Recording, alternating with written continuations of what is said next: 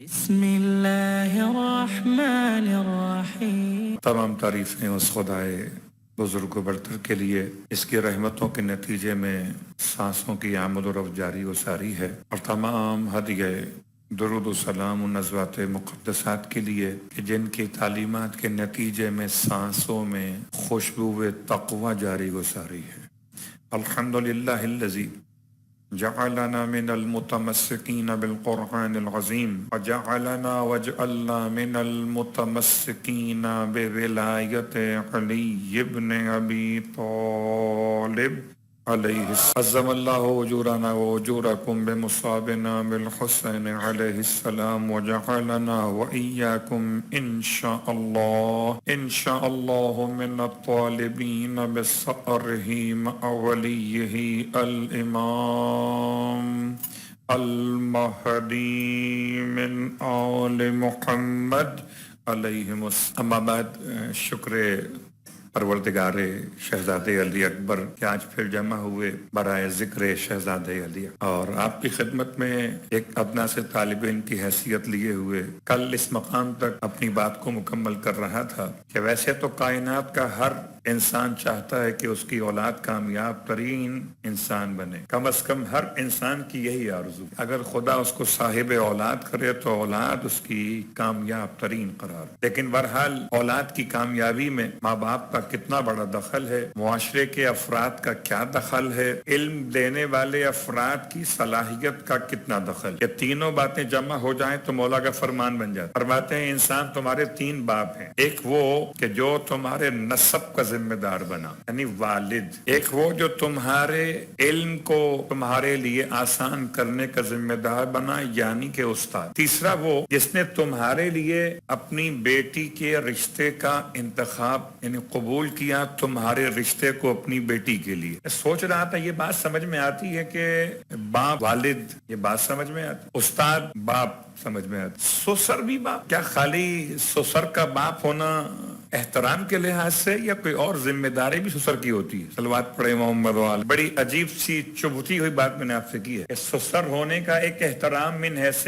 والد ہے، آپ خدمت کیجئے، اطاعت کیجئے، یا سسر ہونے کا کوئی اور مقصد بھی؟ امام فرماتے ہیں تین باپ کون؟ من ولدک ومن علمک ومن زوجک، تو تیسرا باپ اور اولاد کی تربیت کا پہلا مرحلہ، اور اس کا سب سے بڑا تعلق اسی بات سے کہ اگر تربیت یافتہ بچی آپ کے نکاح میں آئے تو تربیت کرنے والا کون؟ اس لیے مولا نے سلسلہ وہاں تک ملایا ہے، تربیت کرنے والا۔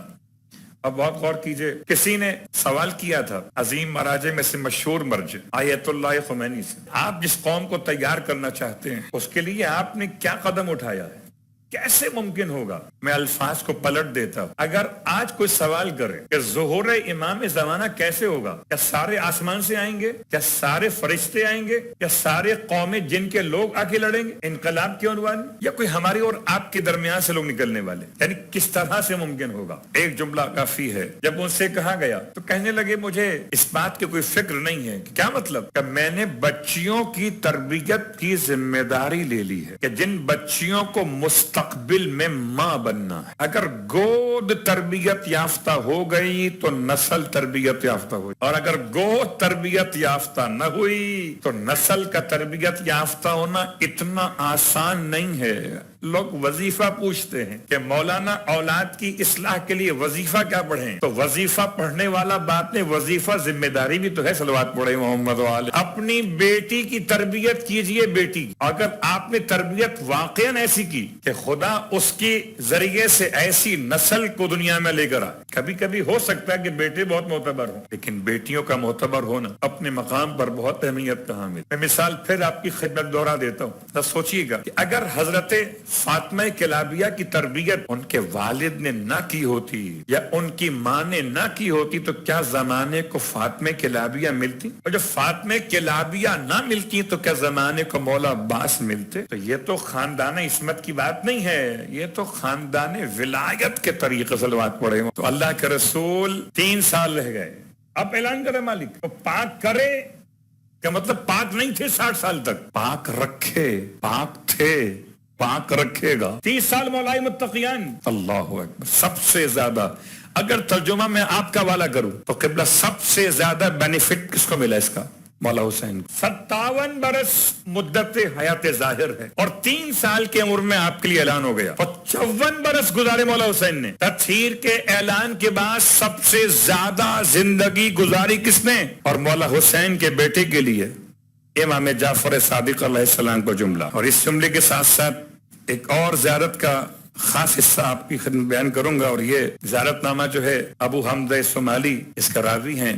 امام نے یہاں فرمایا قد جعلک من اہل بیت الذین اذهب اللہ عنہم الرجس وطہرہم تطہیرا، زیارت رجبیہ۔ اور اب زیارت رجبیہ کے علاوہ چلیں، کتاب کا نام ہے کامل الزیارات، اور کامل الزیارات میں جو باب ہے عربی کے اعتبار سے وہ ہے 79 نمبر کا باب، اس میں حدیث نمبر 23۔ جب امام سے پوچھا گیا مولا ہم آپ کے جد کو سلام کیسے کریں؟ فرمایا بدھ جمعرات جمعہ 3 دن کے روزے رکھو اور پھر تم نکلو سفر زیارت کربلا کے لیے۔ تو امام علیہ السلام نے اس مقام پر 3 روزے بیان کیے، پورا زیارت کا طریقہ بیان کیا، اور پھر فرمایا جب سلام کر چکو حسین ابن علی علیہ السلام کی زری پر، پھر آؤ قدموں کی طرف، پھر اکبر کو سلام کرو۔ الفاظ کیا ہیں؟ السلام علیکہ یا ابن رسول اللہ ورحمۃ اللہ وبرکاتہ، میرا سلام ہو آپ پر علی اکبر یا رسول خدا کے بیٹے، اللہ کی رحمت بھی آپ پر ہو، اللہ کی برکت بھی آپ۔ وابنا خلیفت رسول اللہ، اے رسول خدا کے بیٹے، اے علی ابن ابی طالب کے بیٹے، خلیفہ رسول اللہ کے بیٹے۔ وابنا بنت رسول اللہ، اور اے فاطمہ زہرا کے بیٹے، شہزادے علی اکبر۔ غور کیجئے، یہ دربار اتنا وسیع ہے اور اتنا کریم دربار ہے کہ جب انصار کو سلام کرتے ہیں تو کربلا کے سارے شہیدوں کو جوڑتے ہیں، السلام علیکم یا اولیاء اللہ و احباءہ، السلام علیکم یا اسفیاء اللہ و اوداءہ، السلام علیکم یا انصار دین اللہ، السلام علیکم یا انصار رسول اللہ، السلام علیکم یا انصار امیر المومنین، السلام علیکم یا انصار فاطمہ الزہراء سیدۃ النساء العالمین۔ وہ جس نے کبھی دیکھا ہی نہ ہو رسول خدا کو، وہ کربلا کی برکت سے ناصر رسول خدا بن گیا۔ جس نے دیکھا ہی نہ تھا مولا کائنات علی ابن ابی طالب کو، حسین کا ناصر کیا بنا کہ ناصر علی ابن ابی طالب بن گئے۔ تو شہزادی کونین کے دور میں پیدا بھی نہ ہوا تھا۔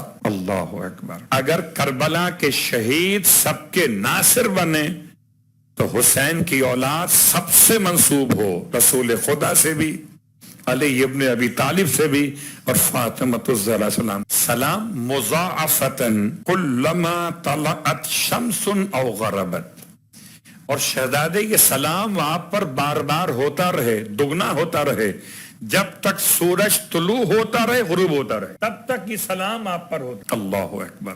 اگر امام کے الفاظ میں آپ نے زیارت کے جملے ادا کیے تو آپ کا سلام مسلسل ہو گیا۔ اب تڑپ کے دعا مانگیے خدا کربلائے معلق زیارت نصیب کرے، اور کتاب کامل الزیارات سے ان کلمات کو جناب علی اکبر کے ذریعے مقدس پر ادا کرنا مت بھولیے گا، اس لیے حوالے کے ساتھ پڑھ رہا ہوں تاکہ مشکلات پیش نہ آئیں۔ نمبر 23 حدیث اور باب کا نمبر 69 پہ فرماتے ہیں السلام علیکہ و علی روحک و بدنک، اے شہزادے علی اکبر آپ پر سلام، آپ کی روح پر سلام، آپ کے بدن پہ سلام۔ بے ابی انتا و امی، اے شہزادے علی اکبر آپ پر میرے بابا قربان، میری ماں قربان، کہ جو زیارت جامعہ کبیرہ میں اہل بیت اطہار کے لیے ہم اور آپ ادا کرتے ہیں۔ بے ابی انتم و امی و نفسی و مالی اسرتی، یہاں پہ الفاظ کیا ہیں؟ السلام علیکم وعلی روحک و بدنک، بے ابی انتا و امی من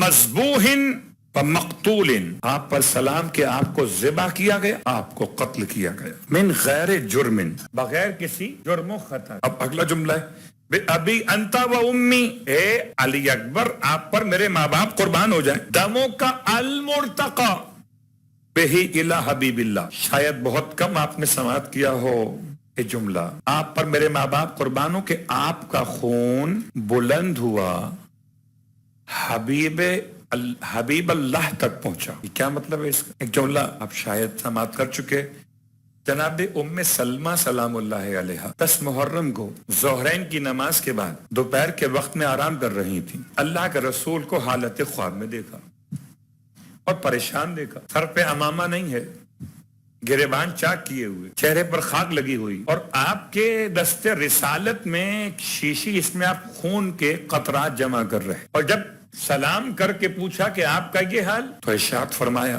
ام سلمہ تم آرام کر رہی ہو اور کربلا میں میرا بھرا گھر لٹ گیا. کہیں آپ کے ہاتھ میں کہ میرے ہاتھ میں شہیدوں کے خون کے قطرات. میں حیران ہوں کہ زمین کربلا پر کس کس کا خون گرا اور کس کا خون نہیں گرا. صرف شہزادے علی اصغر کے بارے میں ہم نے سماعت کیا نا کہ امام نے جب بچے کے گلے سے تیر کھینچ کے نکالا تو خون اپنے دستے امامت میں لے لیا, چلو میں لے لیا. اور یہ جملہ بھی کبھی زیارت ناحیہ کا پڑھیے گا. اردو میں جو ہم نے مصائب پڑھے یا سنے اس میں یہ پڑھا گیا کہ جناب وہ انکار آسماں کو ہے, راضی زمین نہیں, اصغر تمہارے خون کا ٹھکانہ کہیں نہیں. زیارت ناحیہ کا جملہ ہے کہ خون آسمان کی طرف امام نے. تو روایات کا اختلاف اپنے مقام پر ہے. مجلس تو اس دن مکمل ہوگی جب خود زہرا کا بیٹا آ کے مجلس پڑھے کہ کربلا میں اصل واقعات میں کون کون سے مصائب پیش آئے تھے. یہاں پر امام جعفر صادق علیہ السلام کو جملے پڑھ رہا ہوں. دمک المرتقی,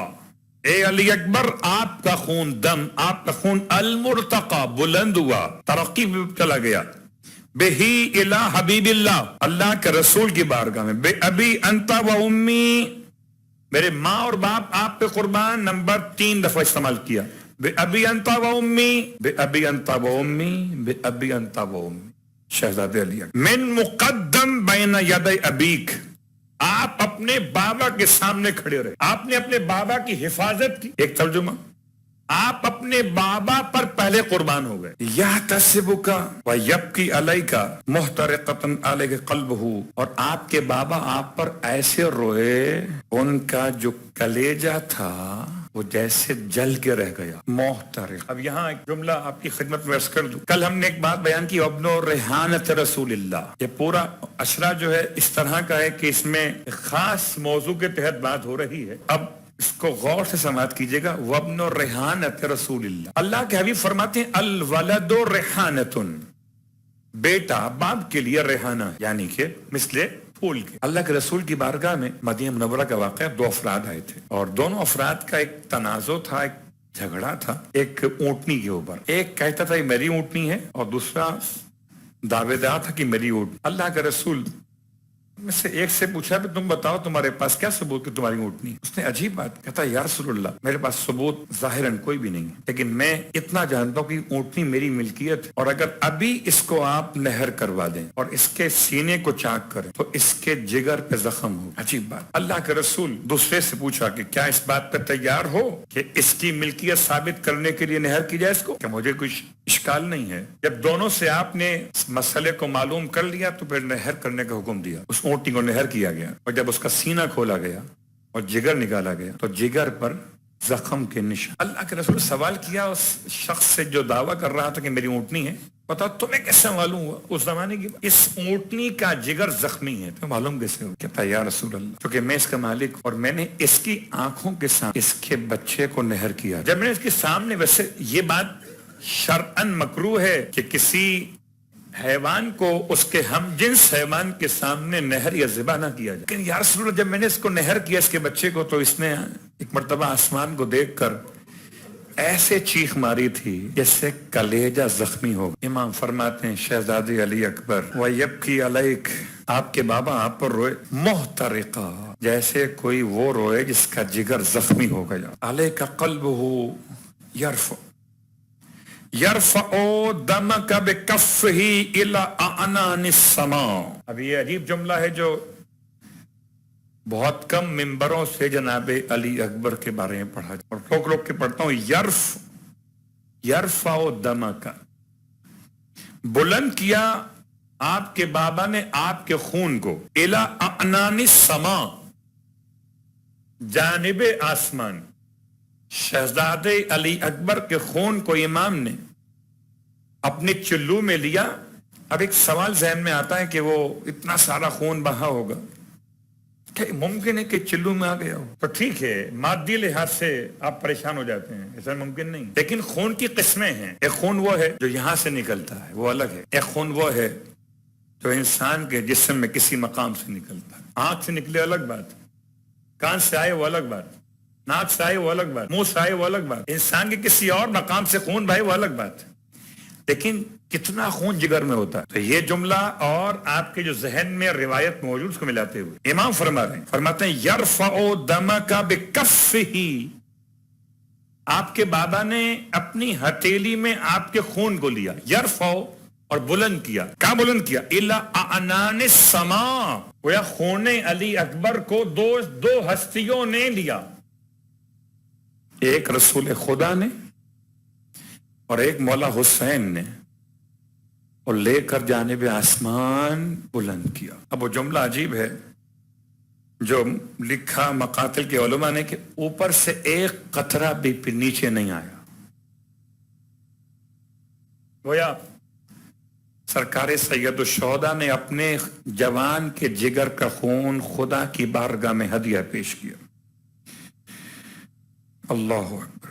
بلکہ امام کے اپنے جملے لا یرجع منہ قطرۃ، ایک قطرہ بھی نیچے نہیں آیا.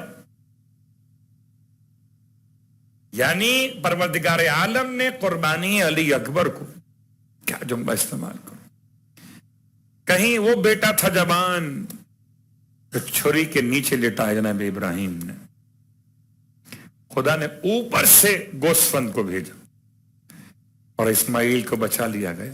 کہیں خون علی اکبر ہے.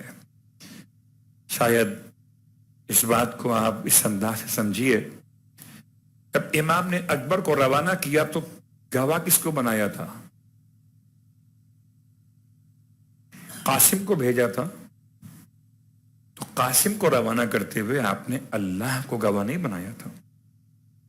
جب بھیجا جناب عباس کو تو اللہ کو گواہ نہیں بنایا تھا. جب بھیجا باقی اور تمام شہیدوں کو، بڑے عزیز قریب تھے، اون محمد، نہیں بنایا.